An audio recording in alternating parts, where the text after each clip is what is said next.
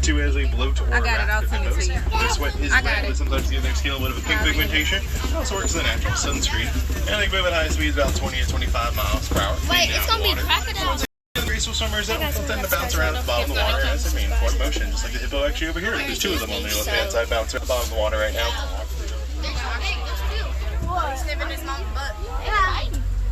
There's also another one near this island over here on the left-hand side, also in the water. Oh, he just came up from somewhere. What you mean, see these friends? We'll also see if we can try and find some of the Nile crocodiles that will hang out over here as well. It looks like there's going to be actually one other hippo, actually two other hippos. Here are the rocks over there on your left-hand side. Also over here on the left-hand side are going to be some of the Nile crocodiles. These Nile crocodiles will have an extremely strong bite force that can break through bone. The range in size anywhere from about 10 to 15 feet long and they weigh about 500 pounds or so. I'm just pleased to remain seated, friends. We are above actually the Nile crocodile enclosure right now.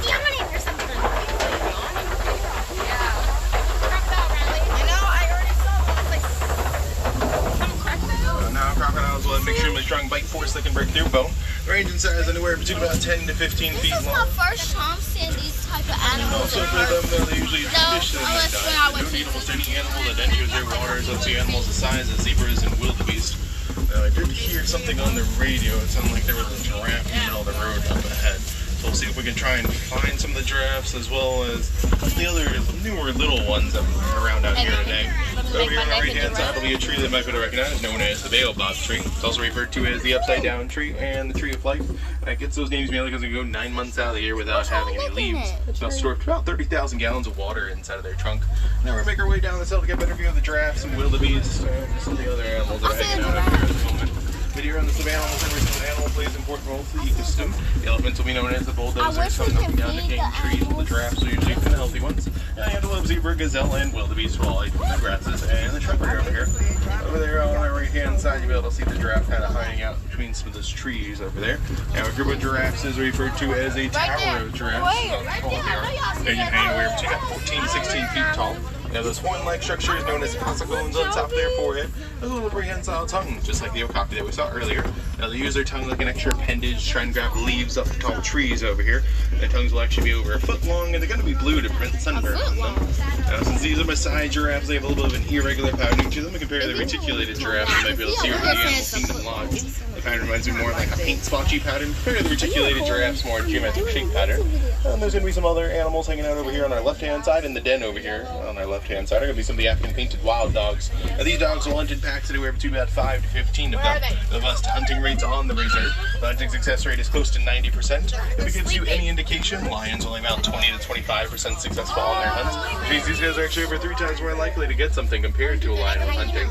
Now, females will be the leaders of their hunting parties as well as their packs, and compared to other canines, they actually have 4 toes compared to 5. And again, those are the African painted wild dogs. The hyenas actually come out later. They're nighttime creatures, so they only come around 5 or 6 o'clock out here on the reserve, but they do share the same enclosure.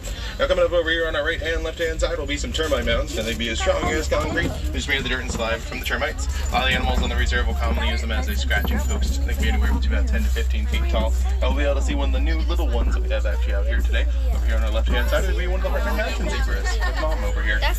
Hartman Mountain zebras will actually have a dewlap on their neck, just like an extra skin flap that helps them thermoregulate. These zebras are going to be black with white strips. Main way we can tell that is their nose are black, and the first striping on their legs is also black. Now, they won't make any whinnies or neighs instead of make a snorting or grunting noise. Their main way of communicating between one another. And a group of zebras just referred to as a dazzle of zebras, just because they confuse their predators with all those different striping patterns when a large group. I'll also get a view of at least, or actually a better view of some of the giraffes, though. One of them moving around over here, coming up on the right-hand side. Some of the wildebeest as well, coming up also over here on the right-hand side. Now, baby giraffes, when they're first born, they can actually be anywhere between about 6 to 7 feet tall. They also fall about 6 to 7 feet when they're first born. They usually have been moving around within the first hour of life for giraffes. Now, over here, coming up on our right-hand side, there are going to be some wildebeest. Now, a group of wildebeest is referred to as a confusion of wildebeest, just so easy it is to startle or confuse them. They make a migration known as the Great Migration, migrating about 500 to 1,000 miles. About 1.5 million wildebeest and other animals on the reserve will make a similar migration. And in Dutch Afrikaans, their names mean wild beast. One of the first names that they actually had was new, referring to the grunting noise that they can make, so called new-news. We get a pretty close-up view of them hanging out over here on the right, and also one of them on their left, as well as that giraffe over there on your left-hand side. Now we're going to go see if we can try and find some of the other animals, like some of the springboks, the eland, the Ankole cattle, couple other animals will also be over here. Now I do see some of the cattle coming up shortly over here on our right hand side once we're able to make this turn. We're going to be hiding out in between some bushes over here. You'll be able to see some of the